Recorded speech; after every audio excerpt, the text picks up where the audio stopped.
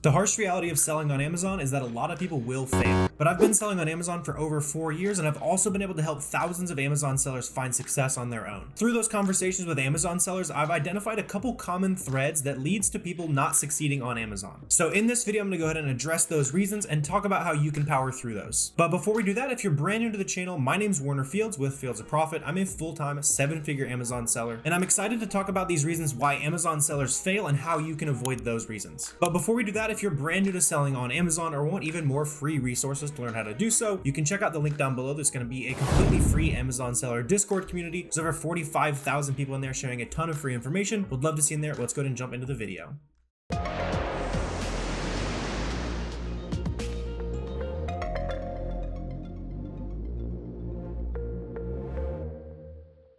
So we are going to be jumping into the computer and running through some specifics, but I also just wanted to talk a little bit about probably the biggest reason why a lot of Amazon sellers fail, and that's simply underestimating the workload, the amount of effort, the amount of time that it's going to take to build a successful Amazon business. So for me, when I started my Amazon business in late 2018, I had about $1,500 to my name. I didn't know what I could turn it into. I certainly was never expecting to turn it into a multi-million-dollar business, but when I did, the way I was selling on Amazon, I was going out with a Bluetooth scanner with an app called Scout IQ, going out to the bookstores and scanning books at thrift stores, library sales, people's yard sales, all that kind of stuff. So I was going around and hustling, putting in some serious effort. And by the end of that first year on Amazon, I had turned that $1,500 into about $30,000 to $35,000 in true profit just selling used books. And the way that I started is also the very high labor route. A lot of sellers will go ahead and get started with arbitrage or wholesale, where you're just buying name brand products at full price. For me, I didn't have a ton of money, and so I knew I needed to stretch that a little bit further. So I was willing to put in the hours, put in the effort, and that's something you're gonna have to do, especially if you're a little bit low on capital right now. You're gonna have to be willing to trade your time for money. That's just the reality of it if you don't have a lot of money to get started. And so I want to set that expectation up front. I've seen a ton of sellers become very, very successful doing Amazon part-time, but it is going to take significant effort, especially in the early days while you're making mistakes and trying to learn the basics. I would recommend that you can spend at least an hour or two every single day on your Amazon business if you really want to see it take off. I mostly just don't want you to have some warped perception because somebody on YouTube told you that selling on Amazon is super easy. It's not. It takes effort, but it's very well worth it. The other thing that I see sellers underestimate a little bit is how much money they're actually going to need. So let's go ahead and jump into the computer here and I'll show you what I mean. So this is just a super simple spreadsheet here that I added into our course, the FBA roadmap, but I just want to demonstrate a very simple point so you can be aware how much money it might actually take to sell on Amazon. You don't have to have all this up front, right? So let's say so far this year you've sold $10,000 and you spent $5,000 on products to make that happen. That's a pretty standard breakdown. And then also on that breakdown, let's say you've made about $1,700 in profit so far this year, which would put you at about a 35% ROI. That's going to be a pretty standard breakdown for a lot of online arbitrage sellers, especially. It's what a lot of people who watch my channel are getting into. So that's going to be a pretty realistic breakdown. So if you're wanting to, jump in here and really crush it, let's say you want to make $10,000 a month in profit, develop a 6-figure profit business, all that good stuff. That means that you're going to have to be able to spend nearly $29,000 every month. And this is also assuming that everything goes perfectly, which of course it's not going to go perfectly. So that number is often going to be a little bit higher than that as well.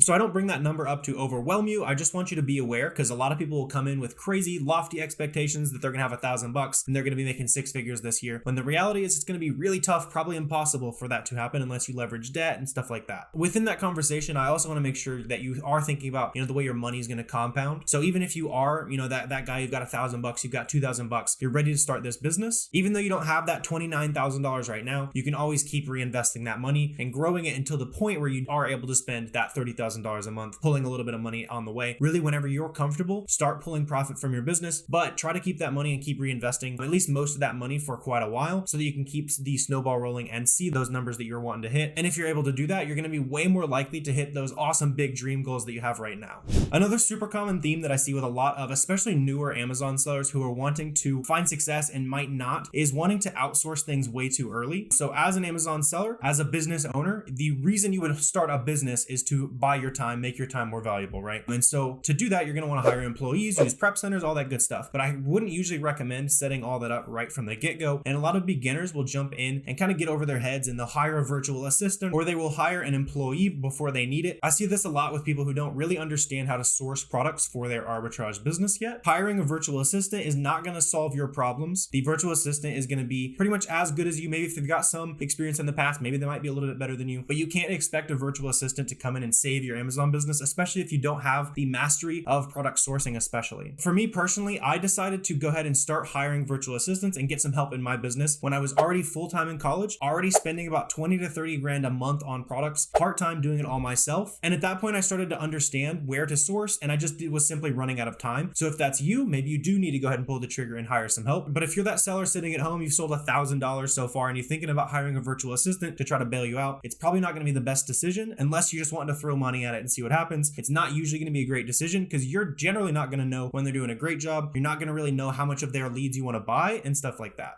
Another thing I want you to think about, especially for arbitrage, is that the time you spend sourcing products is the most valuable time that you spend in your business. You know, if you're thinking about the time you're spending putting stickers on things, it makes way more sense to outsource something like that rather than the time where you're going into websites trying to find profitable products, because that's your specialty. You are supposed to be an amazing product sourcer. The rest of it can kind of fall into place. The rest of it a lot of times can be outsourced to virtual assistants, prep centers, all that good stuff, but you need to be excellent at product sourcing. And so as you do go out and start thinking about hiring virtual assistants, hiring help, anything that's going to cost you money but buy back a little bit of your time, I would highly encourage you to not give up your time that you're sourcing products, especially if you are relying all on virtual assistants. You might be less likely to stumble into new product opportunities. It's still very important for you to be going out, spending a little bit of time sourcing products on your own. And also, as you're thinking about outsourcing things for your business, it can even make more sense to hire someone like an admin VA who can help you, look through order cancels. And they can also help with a lot of spreadsheet work. Let's say you are logging all your purchases in a spreadsheet. That can be a great task to hand off to an administrative virtual assistant. And then you're going to be able to free up your time so you can go source more products and do the thing that's actually making you the most money per hour, which is going to be sourcing. So then on the flip side of outsourcing too early and spending too much money dipping into your cash flow, I also see a lot of Amazon sellers who are way too reluctant to invest in themselves, invest in software, education. I know that's cliche and I know everyone's saying it, but let me show you why that's so important.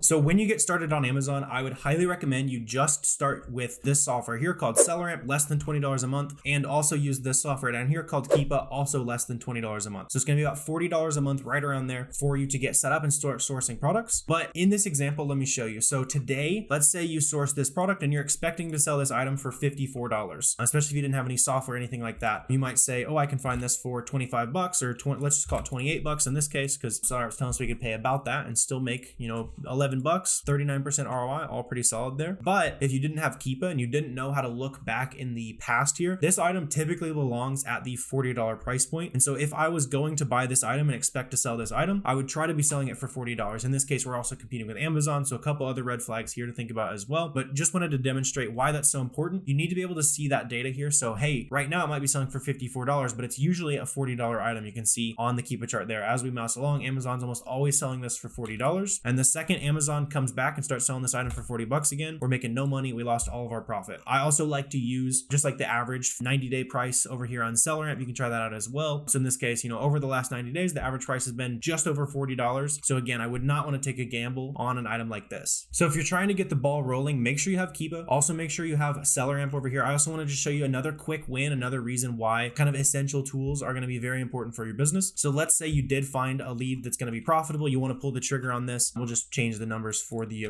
sake of example here. Maybe we can sell it for 55 bucks or whatever. If you want to store that information, you're going to want to store that information, right? If you don't have a tool like SellerAmp, it's going to be a little bit more manual. With SellerAmp, this is what me and my team do. Let's say your name is Mike. You can just click your name and it's going to export whatever information you want about that lead. So that's all configured here for, the sale price, ROI, all that good stuff. And then all you'd have to do is come in here and say, oh, I'm buying this from Lego, drop that Lego link, really whatever else you want to store in here. This is all configurable within the back end of SellerAmp. And this is a great way to make sure that your data is super organized. Just another example of why it's so important to make sure you have something like this.